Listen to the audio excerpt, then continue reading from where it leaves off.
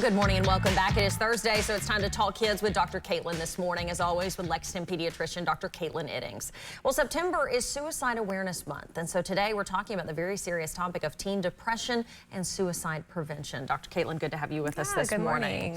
So let's start by talking about teen depression rates. Have we seen an uptick in those numbers as of late, or what are kind of those numbers we're looking at? Yeah, we have. Since the pandemic, that was a very isolating time for a lot of teens, and then even just returning back to regular life became suddenly this new novel thing of I have to see people in person and I have to go back to normal things. Some people were living their best life at home doing virtual school during the pandemic. They're like, this is great. I don't have to interact with different people loved it. And then some were like socially isolated and feeling like, oh, the world's coming to an end. And so we definitely saw an increase in both anxiety and depression.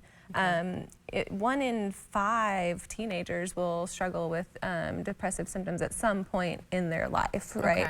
And so that's definitely something that's been on our radar as pediatricians. A lot of places have implemented new screening tools at well checks just to do that little check-in with teenagers on, and it's usually just 4 straight questions on any lack of interest in doing things you used to do, or just hopelessness, sadness, just those 2 screeners. And then if you're noticing that there's something kind of up, then we kind of give you the more intensive screener to see kind of what's going on. Could there be suicidal ideations going on, that sort of thing. So those are really important things if your pediatrician isn't doing those, to make sure that you're checking in with your kids, that they aren't kind of having those down moods frequently. Yeah, okay, because if you're taking your child to the doctor, the pediatrician, hopefully, they're doing these things. If not, or you're worried as a parent or guardian that your teen might be feeling some depression in some way, what can you do? Maybe ask some similar questions? Yeah, absolutely. And so there's this big thought from parents that, well, if I ask about suicide, that's somehow going to plant a seed in the teen's mind that, oh, well, maybe that's something I should consider. And studies have not shown that at all. Asking is not going to suddenly make them be suicidal, right? But it is going to open that communication line, which is really what's so important for this.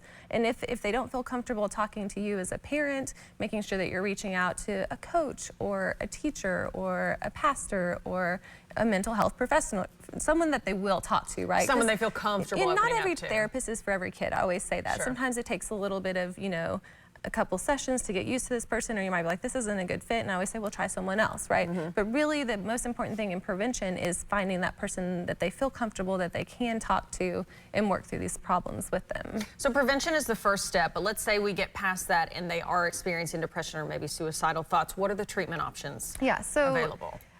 Honestly, this has been studied extensively over the past 50 years. And the best chance of coming into remission for depression and suicidal ideation is sort of a bimodal treatment method. So seeing a therapist, doing something called cognitive behavioral therapy, and then in conjunction with that, sometimes medication, right? And so usually those 2 things together give them the best chance of feeling better. CBT alone can give them a good chance of feeling better, and medicine alone can give them a good chance of feeling better. But sometimes if they're that severe, and I'm not saying medicate every kid, and I always tell kids, pills don't teach skills, so we have to learn coping mechanisms. We have to do the therapy too.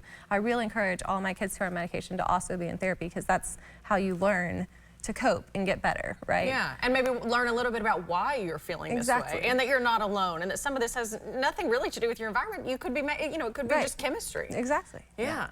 Okay, so if people want to find out more, or maybe have more questions, are there some resources out there that people can look into? And so, in one real quick plug, so the KIPS survey that Kentucky does for all middle school and high schools every year, this is a prevention survey where they're basically asking them a barrage of questions from, and it's anonymous, so the kids are honest on it usually. So, but that's been delayed this year because of Senate Bill 150.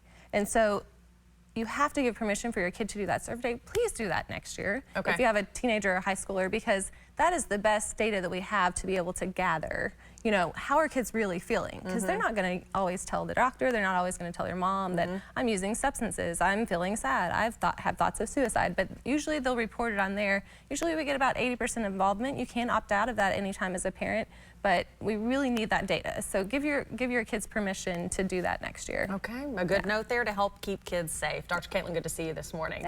Stay with us. You're watching Good Morning Kentucky. We're back in just a moment.